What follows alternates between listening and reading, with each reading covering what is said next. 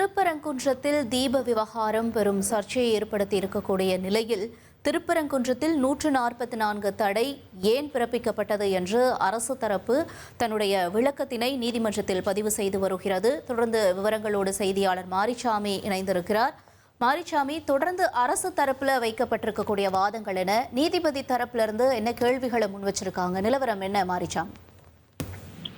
நம்ம இதுவரை பார்த்துக்கிட்டு இருந்தது அந்த திருப்பரங்குன்றம் மலை உச்சியில தீபம் ஏற்றுவது தொடர்பான அந்த தனி நீதிபதி உத்தரவை எதிர்த்து கோவில் நிர்வாகத்தின் சார்பில் மேல்முறையீடு செய்யப்பட்டிருக்கிறது. அந்த வழக்குல தான் இன்னைக்கு விவாதங்கள் முன் வச்சுக்கிட்டு இருக்காங்க. அரசு தரப்பு வழக்கறிஞர்கள் விவாதத்தை முன் வச்சுக்கிட்டு இருக்காங்க. அதுல நீதிமன்றம், அதாவது நாம இதுவரை பார்த்தது தீபத்தூண் 100 வருடம் பழமை வாய்ந்தது, அதாவது பல வருடங்கள் பழமை வாய்ந்தது, கோவில் கட்டுறதுக்கு முன்னாடியே கோவிலுக்கும் பழமை வாய்ந்ததான்னா நீதிபதிகள் கேள்வி கேட்டிருந்தாங்க.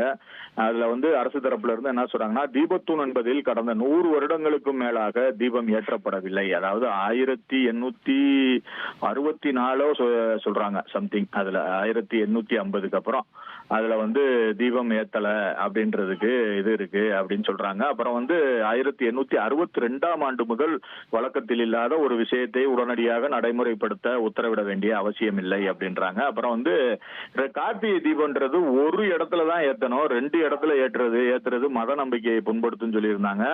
மலை உச்சியில் உள்ள தீபத்தூண்ல கோவில், அதாவது கோவில் நிர்வாக சார்பில் 100 ஆண்டுகளாகவே பிள்ளையார், அந்த உச்சி பிள்ளையார் கோயில்ல தான் தீபம் ஏற்றப்படுதுன்னு சொல்றாங்க. அந்த பகுதியில் இருக்க மக்கள்கிட்ட கேட்டோம்னாலே ஒரு 50-60 வருஷம் அப்படின்னு சொல்றாங்க. இவங்க 100 வருஷம்ன்றத சொல்றாங்க. அது போக என்னன்னா, நீதிமன்ற அவமதிப்பு வழக்கு விசாரணைக்கு உகந்ததா என்பது முதலில் முடிவு செய்யப்பட வேண்டும், அதன் பின்னரே வழக்கு விசாரணைக்கு எடுக்கப்பட வேண்டும் அப்படின்னு ஏஐஜி, அதாவது assistant advocate general, additional advocate general Ravindran தனது வாதத்தை முன் வச்சாரு. அப்புறம் உத்தரவு நகல் பதிவேற்றம் செய்யப்பட்டு சுமார் 12 மணி நேரத்திற்கு பின்னரே கோவில் நிர்வாகம் தரப்பில் மேல்முறையீடு செய்யப்பட்டுள்ளது, ஏன் தாமதமாக மேல்முறையீடு செய்தீர்கள் அப்படின்னு நீதிபதிகள் தங்கள் கேள்வியை முன்வைக்கிறாங்க. ஏன்னா உத்தரவு நகல் வெப்சைட்ல பதிவேற்றம் பண்ணிடுவாங்க, அந்தந்த சம்பந்தப்பட்ட ஆட்களுக்கு அனுப்பிடுவாங்க. அது பண்ணி 12 மணி நேரம் ஆச்சு நீங்க டிசிஷன் எடுக்கிறதுக்கு. இதை அப்பீல் பண்ணணுமா பண்ண வேணாமான்னு, ஏன் இந்த காலதாமதம், அது ஏன் இப்படி இது பண்ணீங்க அப்படின்னு சொல்லி கோயில் நிர்வாகத்துக்கு, கவர்மெண்ட்டுக்கு நீதிபதிகள் கேள்வி எழுப்புறாங்க. அரசு தரப்பு மேல்முறையீடு செய்ய 30 நாட்கள் அவகாசம் இருக்குன்னு சொல்றாங்க. அதாவது இதெல்லாம் அவசர வழக்கா கேட்கிறாங்க. இது அவசரமான முடிவு. 2ஆம் தேதி ஒரு ஆர்டர் வருது, 3ஆம் தேதி அந்த ஆர்டர் நடைமுறைப்படுத்தணும், 3ஆம் தேதி காலையிலேயே நீங்க அப்பீல் பண்ணிருக்கலாமேன்றதுதான் அவங்க டெக்னிக்கலா வேர்ட்ல வச்சு கேட்கறாங்க. ஆனா கவர்மெண்ட் தரப்புல 30 நாட்கள் அவகாசம் இருக்கு அப்படின்னு சொல்றாங்க. அப்புறம் இந்து அமைப்பு தரப்புல வாதம் செய்யப்படுறது, அவங்களோட வாதம் ஆரம்பிக்குது. அவங்களுடைய வாதம் ஆரம்பிக்கும் போது நீதிமன்ற உத்தரவை அரசு நிறைவேற்றாததால் தான் தனி நீதிபதி மாற்று ஏற்பாடாக மத்திய தொழில் பாதுகாப்பு படையினரை பாதுகாப்புக்கு அமர்த்த நேரிட்டது அப்படின்னு இந்த அமைப்புல முதல் வாதமா அந்த வாதத்தை வைக்கிறாங்க. அப்புறம் நீதிமன்ற அவமதிப்பு வழக்கு 5 மணிக்கு எடுக்கப்பட்ட போது கோவில் நிர்வாகம் தரப்புல யாருமே ஆஜராகல, எந்த உறுதியையுமே அளிக்கல. ஏன்னா முதல்ல மதியம் ஒரு 3 மணி அந்த ரேஞ்சிலேயே ஒரு வழக்கறிஞர் அருண் சுவாமிநாதன் அவர், அதாவது இன்னும் நீங்க உத்தரவு போட்டீங்க, ஜிஆர் சுவாமிநாதன் கோர்ட்ல சொல்றாங்க, நீதிபதி உத்தரவு போட்டாங்க, ஆனா மலையில உச்சியில கொண்டு போய் தீபம் ஏத்துறதுக்கான எந்த நடவடிக்கையுமே கோயில் நிர்வாகம் இதுவரை எடுக்கல. அப்போ இது ஏத்துவாங்களா ஏத்த மாட்டாங்களான்னு தெரியல, கோர்ட்டு கண்டம்ட்டுக்கு போயிரும் போல அப்படின்னு சொல்லி அந்த வழக்கறிஞர் மென்ஷன் பண்றாரு, முறையீடு பண்றாரு.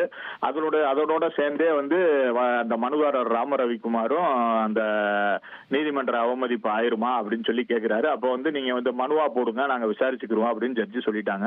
ஆனா 5 மணிக்கு அந்த மனுவாவே போட்டு, அவசர மனுவா போட்டு அதை விசாரணைக்கு எடுத்துக்கொள்ளும் போது ஜட்ஜி சொல்றாங்க, 5 மணிக்கு ஜிஆர் சுவாமிநாதன் ஜட்ஜி 5 மணிக்கு கோவில் தரப்புல இருந்து செயல் அலுவலர் இணை ஆணையர் காணொலி வாயிலாக விசாரணைக்கு ஆஜராகணும்னு நேற்று சொல்லியிருந்தாங்க. அந்த 5 மணிக்கு விசாரணைக்கு எடுத்த போது கோவில் நிர்வாகம் தரப்புல யாருமே ஆஜராகல, அரசு தரப்புல அவங்கள தொடர்பு கொள்ள முடியல அப்படின்னு பதில் அளிச்சிட்டாங்க.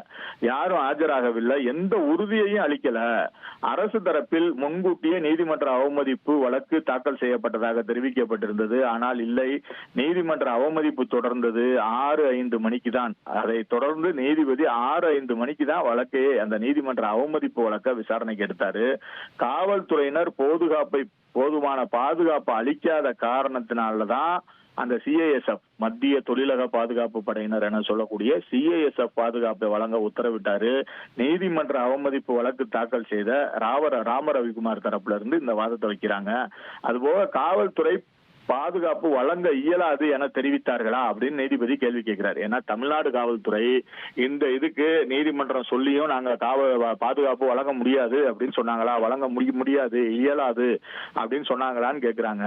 காவல்துறை பாதுகாப்பு வழங்க நடவடிக்கை எடுக்க மறுத்து விட்டதால் தான் சிஐஎஸ்எஃப் வீரர்கள் அனுப்பப்பட்டனர் என அந்த மனுதாரர் ராம ரவிக்குமார் தரப்புல வழக்கறிஞர் வாதத்தை முன்வைக்கிறாரு. அதுபோக மத்திய தொழில் பாதுகாப்பு படையை சேர்ந்தவர்கள் கோயில் விவகாரத்துக்கு அனுப்பியதன் மூலம் தனி நீதிபதி நீதிமன்ற வரம்பை மீறி செயல்பட்டுள்ளார் அப்படின்னு அரசு தரப்பு சொல்றாங்க. ஏன்னா அவங்க மதுரையில அந்த மதுரையில இருக்கக்கூடிய மதுரை பெஞ்ச், ஹைகோர்ட் பெஞ்ச், மதுரையோட மெட்ராஸ் உயர் நீதிமன்ற மதுரை அமர்வின் பாதுகாப்புக்காக தான் அவங்க இருக்காங்க. அவங்கள கூட்டு போய் நீங்க கோயில் பாதுகாப்புக்கும் இந்த கோயில்ல தீபம் ஏத்துறதுக்கான மனுதாரர் பாதுகாப்புக்கும் அனுப்பியது நீதிமன்ற அவமதிப்பை மீறிய செயல். நீதிமன்ற வரம்பை மீறி செயல்பட்டிருக்கிறார் தனி நீதிபதி அப்படின்னு அரசு தரப்புல வாதத்தை முன்வைக்கிறாங்க. இந்த வகையில இந்த வாதம் போயிட்டு இருக்கு. இதுல முக்கியமா என்னன்னா, இவங்க இந்த 144 ஏன் தடை உத்தரவு போட்டாங்க அப்படின்றத அந்த எதிர்த்தரப்பினர் மனுதாரர் தரப்பும் இந்து அமைப்பினர் தரப்புலையும் கேட்கிறாங்க. இவங்க 144 தடை உத்தரவு இங்க இருந்து அந்த மலை உச்சியில தீபம் ஏத்துறதுக்கான முயற்சிகள்ல ஈடுபடுறாங்க.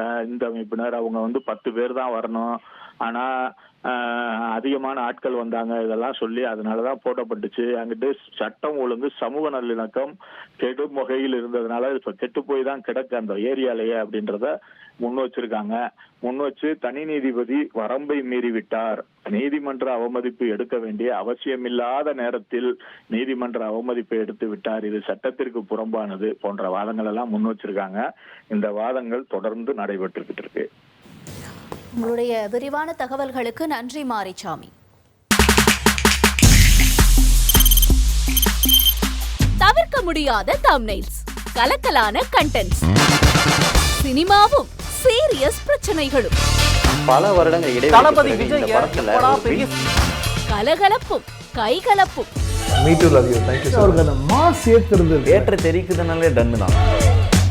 பிரேக்கே இல்லாமல் பிரேக்கிங் நியூஸ் சொல்லும் தந்தி டிவி ஆப்.